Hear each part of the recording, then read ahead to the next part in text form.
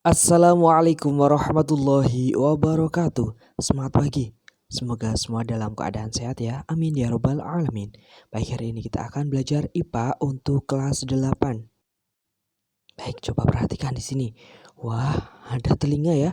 Kira-kira kita bisa mendengar gimana ya prosesnya? Terus bagian-bagian telinga itu apa?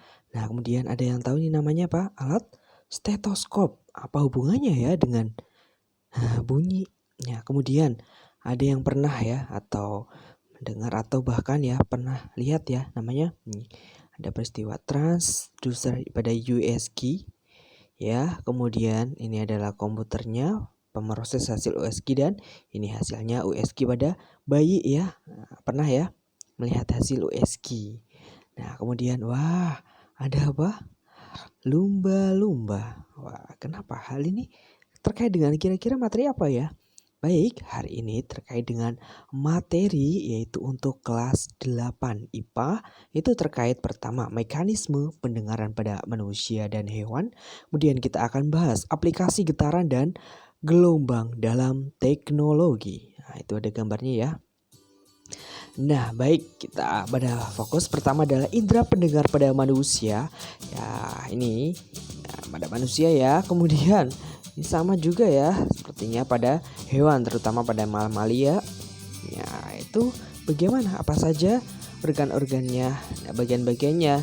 Nah, di sini pada indera pendengar manusia yaitu berupa telinga, kita akan fokus pada bagian-bagian seperti apa. Kemudian mekanisme indera pendengar kok sampai kita bisa mendengar ya pada telinga itu seperti apa? Baik, kita bahas ini. Bagian-bagian telinga di sini. Wah, ada daun telinga ya. Ini yang disebut dengan telinga luar. Kemudian di sini ada saluran telinga. Ya, ada landasan. Kemudian ini setengah lingkaran ya. Ini saraf pendengaran, rumah siput atau koklea. Ini ada yang seringannya. Awas gendangnya, hati-hati kalau saat membersihkan ya. Itulah ini pada bagian gendang. Baik, pada telinga luar ya terdiri dari jelas daun telinga dan saluran telinga. Kemudian bagian tengah, ini ya, ini ada bagian-bagiannya. Itu membran timpani, saluran estasius dan tulang-tulang pendengaran. Kemudian bagian dalam, jelas bagian dalam ya. Ya, jelas terdiri atas organ keseimbangan, jendela oval atau lingkup jorong, jendela bundar dan koklea atau rumah siput. Nih, kalian bisa lihat bagian-bagiannya ya. Nah, baik, selanjutnya, nah ini lebih detailnya bagian luar dan fungsinya ini ya. Fungsinya untuk apa? Kemudian di sini koklea, itu fungsinya apa sih? Nah, ini kalian bisa baca ya. Ini saluran eustasius, ini fungsinya untuk apa? Ini ya. Nah, gendang telinga, apa itu fungsinya? Kalian bisa baca. Kemudian mekanisme ini, perhatikan gambarnya. Wah, ini. Nah, jadi yang pertama adalah getaran suara. Adanya getaran ya. Nah, karena suara kan atau bunyi kan adanya getaran, yaitu getaran suara kemudian masuk ke daun telinga. Selanjutnya, nah saluran masuk ke saluran telinga, kemudian ke gendang telinga. Ini ya pada gendang itu. Kemudian gendangnya bergetar kan. Nah, setelah itu 3 tulang pendengar terus masuk ke rumah siput. Kemudian dilanjutkan sel-sel rambut dalam organ kortil dan rangsangan pada ujung-ujung syaraf. Kemudian terjadilah impuls ya saraf. Nah, sampailah pada otak gitu ya.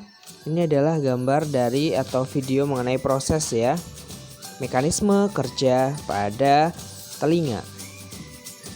Kemudian ini untuk lebih detailnya ya proses pendengaran telinga. Ini penjelasannya dari nomor 1, kemudian kedua ya, di daun telinga, kemudian 3, ya, keempat, 5, 6, nah 7 dan 8 dan menuju otak itu ya. Ini proses pendengaran pada manusia ya.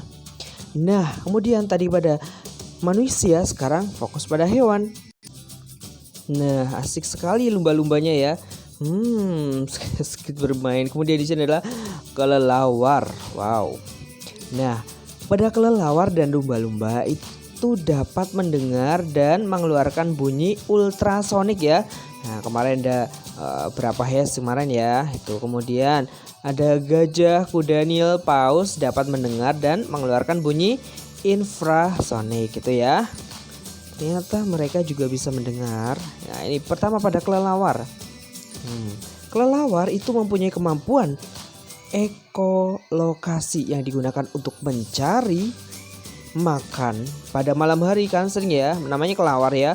Ya, pada malam hari aktifnya. Kemudian kelelawar memancarkan bunyi frekuensi tinggi atau bunyi ultrasonik.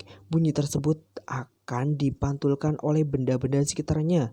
Dengan mendengar bunyi pantulnya, kelelawar dapat memperkirakan jarak adanya makanan ataupun rintangan. Ini adalah sistem sonar ya. Dengan demikian, kelelawar dapat mencari makanan pada malam hari tanpa menabrak benda-benda di sekitarnya ini. Jadi sonarnya itu kuat sekali ya dengan adanya ya bantuan ultrasonik. Nah, kemudian lumba-lumba itu ya. Sama seperti pada kelelawar, pantulan bunyi yang diterima lumba-lumba digunakan untuk mendeteksi informasi mengenai jarak benda-benda, ukuran dan pergerakannya. Dengan demikian lumba-lumba dapat mengetahui lokasi mangsanya ya. Kemudian lumba-lumba juga memanfaatkan pantulan bunyi untuk berkomunikasi dengan lumba-lumba yang lain. Jaraknya berapa? Wow, kurang lebih 220 km. Wah, sangat ya jauh sekali ya. Nah, ternyata itulah kelebihannya ya dari lumba-lumba. Kita harus ya, ternyata kekuasaan Tuhan itu sungguh luar biasa. Kemudian kita akan bahas aplikasi getaran dan gelombang dalam teknologi kehidupan sehari-hari. Apa yang biasanya ya? Nah, pertama kita pada medis, kemudian ada gelombang bunyi pada kamera autofokus, kemudian ya untuk terapi dan pengujian tak merusak ya. Kemudian penerapan gelombang bunyi pada sterilisasi atau pembersihan. Kemudian penerapan getaran gelombang pada pengujian material. Dan terakhir adalah penerapan gelombang bunyi pada sonikasi. Yuk kita bahas pertama mengenai penerapan bunyi pada sonar dan diagnosis medis ya. Jelas dalam hal ini adalah pada pengukuran kedalaman laut. Kemarin kita sudah bahas ya di bab bunyi ya, mencari kedalaman laut. S sama dengan V kali T dibagi 2 ya. V-nya adalah kecepatan gelombang ultrasonik meter per sekon. S-nya adalah kedalaman, satuannya meter. T-nya adalah time, satuannya waktu. Ini adalah gambaran mengenai mengukur kedalaman laut. Ini dasarnya ya. Nah, ini ada alatnya, transducer dan detektor. Nah, inilah melalui pantulan ya gelombang ultrasonik. Kemudian tadi stetoskop ya, tahu ya. Kemudian ini efek Doppler pada gelombang bunyi juga ya. Ini pada penerapan sonar diagnosis medis. Nah, stetoskop itu mendeteksi bunyi denyut jantung lalu dialirkan melalui udara, selanjutnya vibrasi diterima oleh telinga. Kemudian pada kamera autofokus, wah sekarang udah banyak ya kameranya yang autofokus ya, yaitu memancarkan gelombang ultrasonik yang merambat ke arah benda yang difoto. Nah, kemudian ini ada USG ya. Nih, untuk terapi dan pengujian tak merusak atau non-destructive testing.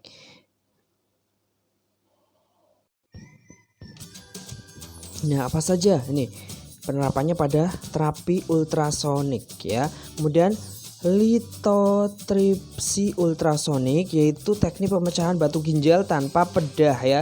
Jadi sangat bermanfaat sekali nih ya. Nih misalnya di sini adalah batu ginjal ya. Nah, bantuan dengan ultrasonik ya. Kemudian nih yang sering adalah ya USG yaitu singkatnya ultrasonography ya. Yaitu diarahkan ke tubuh sehingga pantulnya dapat terdeteksi ya. Frekuensi yang digunakan diagnosis ultrasound adalah 160 Hz ya sampai 107 Hz atau 1 sampai 10 mHz ya. Nah, kemudian pada alat sterilisasi atau pembersihan, ini alatnya ya. Pembersihan menggunakan alat ultrasonik itu dengan larutan deterjen itu lebih aman katanya ya. Kemudian efisien dan efektif dibandingkan dengan penyikatan. Alat ultrasonik digunakan secara tertutup selama kurang lebih 10 menit ya. Ini jadi ditutup. Nah, setelah dibersihkan, instrumen tersebut dicuci di bawah aliran listrik, di aliran air dan dikeringkan dengan bak sebelum disterilkan ya. Hal ini penting untuk mendapatkan hasil sterilisasi yang sempurna ya, sterilisasi ini, dan mencegah terjadinya karat ya, atau korosi. Metode ini diyakini efektif karena efisien dan memakan waktu yang lebih sebentar. Nah nih, pada gelombang pengujian material ya, pengujian ultrasonik adalah metode inspeksi yang sangat serbaguna. Pemeriksaan dapat dilakukan dengan beberapa cara yang berbeda. Pengujian ultrasonik ini mencakup hal yaitu deteksi cacat, retak, inklusi dan porositas, erosi dan mengukur ketebalan korosi, peningkatan integritas komponen adhesif atau melekat, dan brazing atau terpatri. Kemudian perkiraan isi dalam komposit campuran 2 atau lebih material dan pengukuran kedalaman pengerasan baja dan perkiraan ukuran biji logam. Ini ya ternyata alatnya bagus ya, ini pengujian dalam ultrasonik. Kemudian apa? Ada sonikasi. Itu teknologi memanfaatkan gelombang ultrasonik. Proses sonikasi yaitu mengubah sinyal listrik menjadi getaran fisik yang dapat diarahkan untuk suatu bahan dengan menggunakan alat yang bernama sonikator ya. Sonikasi ini biasanya dilakukan untuk memecah senyawa atau sel untuk pemeriksaan lebih lanjut. Getaran ini memiliki efek sangat kuat pada larutan yang menyebabkan pecahnya molekul dan putusnya sel. Itu alatnya ya. Nah demikian tadi mengenai pembelajaran ini, yaitu mengenai ya indera pada atau pendengaran hewan dan manusia dan aplikasinya teknologi dalam kehidupan sehari-hari. Terima kasih, semoga bermanfaat. Assalamualaikum warahmatullahi wabarakatuh.